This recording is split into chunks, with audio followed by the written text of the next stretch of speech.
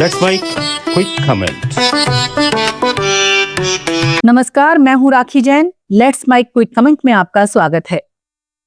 आज हम बात करेंगे एक ऐसे मुद्दे की जो सिर्फ उड़ानों की नहीं, इंसाफ और संवेदना की उड़ान से जुड़ा है। मणिपुर से गुवाहाटी तक की 45 मिनट की फ्लाइट जो अब दिल्ली तक की 3 घंटे की उड़ान से भी महंगी हो गई है। इम्फाल से गुवाहाटी की दूरी महज 45 मिनट की है, लेकिन इस छोटी उड़ान का किराया 14,000 रुपए से ऊपर पहुंच चुका है, जबकि उसी दिन इम्फाल से दिल्ली की 3 घंटे से अधिक की नॉन स्टॉप उड़ान 10,000 में मिल रही है। यह अंतर सिर्फ आर्थिक नहीं, बल्कि प्रशासनिक संवेदनशीलता की परीक्षा है। एक ऐसा राज्य जो पिछले 2.5 साल से हिंसा, बंद रास्तों और भय के साए में जी रहा है, वहां लोगों के पास सड़क का रास्ता बंद है और आसमान अब लूट का मैदान बन गया है। मणिपुर में मई 2023 से जारी जातीय हिंसा और तनाव ने सड़क संपर्क लगभग ठप कर दिया है। नेशनल हाईवे 2 और 37 जो राज्य को बाकी देश से जोड़ते हैं, अक्सर बंद रहते हैं। पेट्रोल, दवाइयों और जरूरी सामान की किल्लत ने पहले ही लोगों को तोड़ दिया है। ऐसे में हवाई सफर ही एकमात्र विकल्प बचा है, लेकिन अब वही विकल्प जनता की जेब पर असहनीय बोझ बन गया है। अखबार में प्रकाशित एक रिपोर्ट बताती है कि 5 नवंबर को इम्फाल से गुवाहाटी की उड़ान 14,617 में, जबकि इम्फाल से दिल्ली की फ्लाइट 11,537 में उपलब्ध है।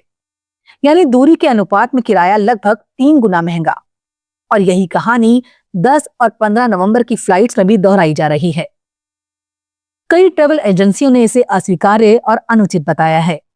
उन्होंने पीएमओ, डीजीसीए, नागरिक उड्डयन मंत्रालय और मणिपुर सरकार को टैग करते हुए सोशल मीडिया पर लिखा, ये जनता के साथ खुली लूट है। जब सड़क मार्ग बंद है, तब एयरलाइंस मनमाने दाम वसूल रही है। क्या यही डायनेमिक प्राइसिंग है या संकट का शोषण?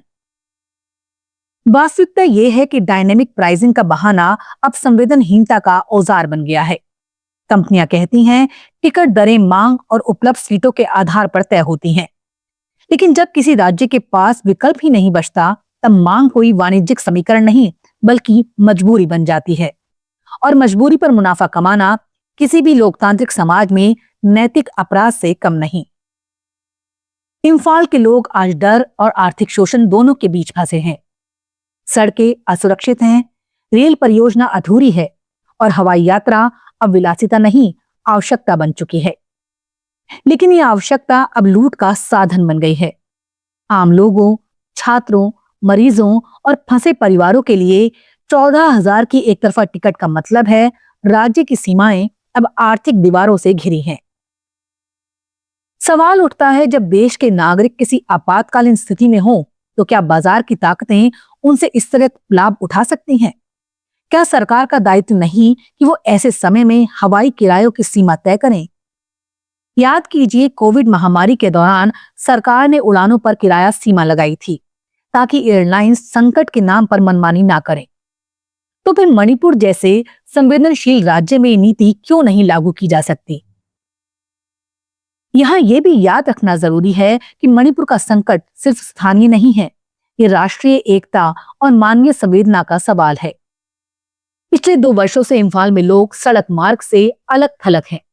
हिंसा, कर्फ्यू और बंद ने राज्य की अर्थव्यवस्था को जकड़ लिया है।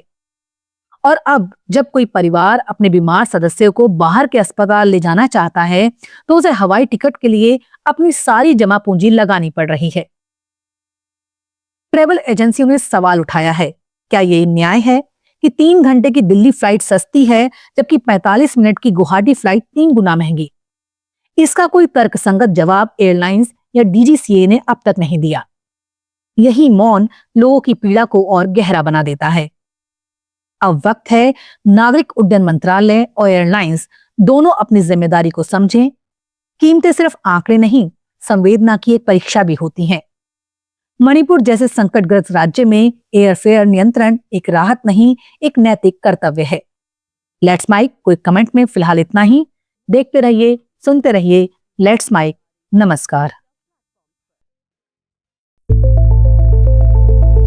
It's time for news. It's time for more than radio. Presenting the